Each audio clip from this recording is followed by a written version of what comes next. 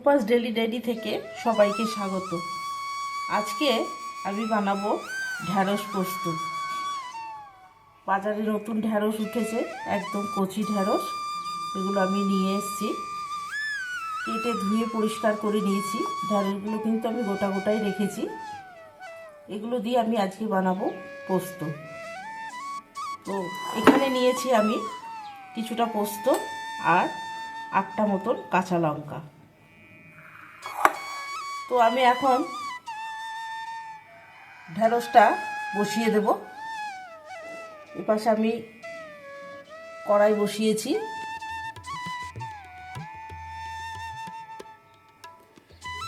এপাশে কড়াই বসিয়েছি, কড়াই গরম হয়ে গেছে। এখন কড়াইতে দিয়ে দেব সর্ষের তেল।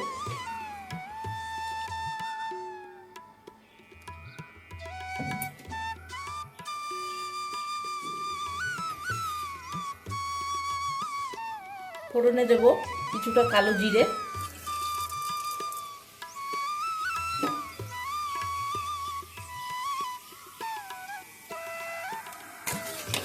তেলটা একটু ভালো করে গরম হলে নাড়াচাড়া করে নিয়ে ফোড়নটা আমি ঢ্যাঁড়সগুলো দিয়ে দেব।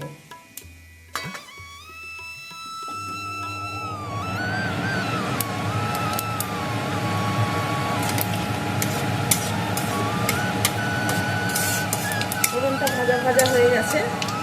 এখন আমি কেটে রাখা ঢ্যাঁড়সগুলো দিয়ে দেব।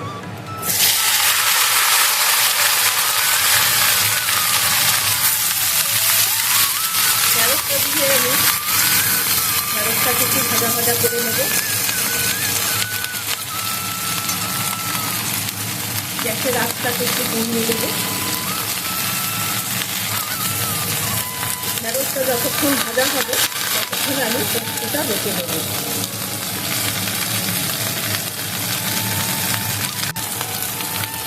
ঢ্যাঁড়সটা আমার ভাজা ভাজা হয়ে গেছে। এখন আমি পরিমাণ মতো নুন দিয়ে দেবো।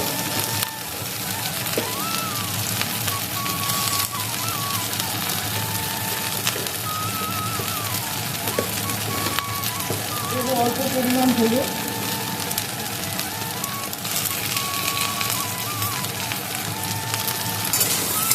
একটু নাড়াচাড়া করে আমি এখন পোস্ত বাটাটা দিয়ে দেবো।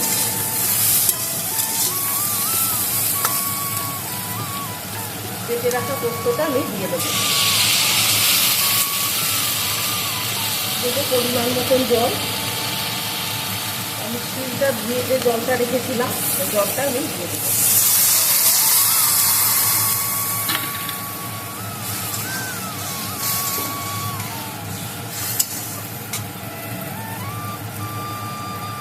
আরো একটু জল দেবো।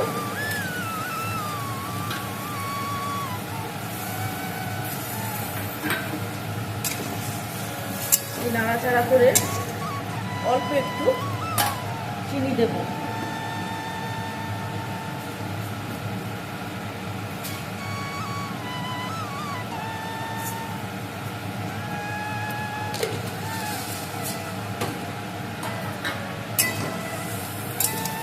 এবার নেড়ে আমি ঢেকে দেব।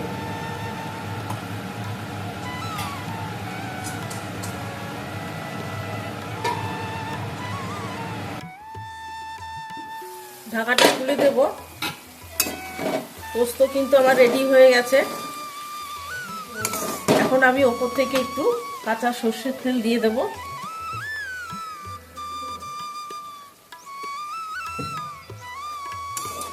আমি এখন নামিয়ে দেব। তো ঢ্যাঁড়স পোস্ত আপনাদের কেমন লাগলো অবশ্যই জানাবেন। লাইক কমেন্ট শেয়ার করবেন। আজকের মতো টাটা।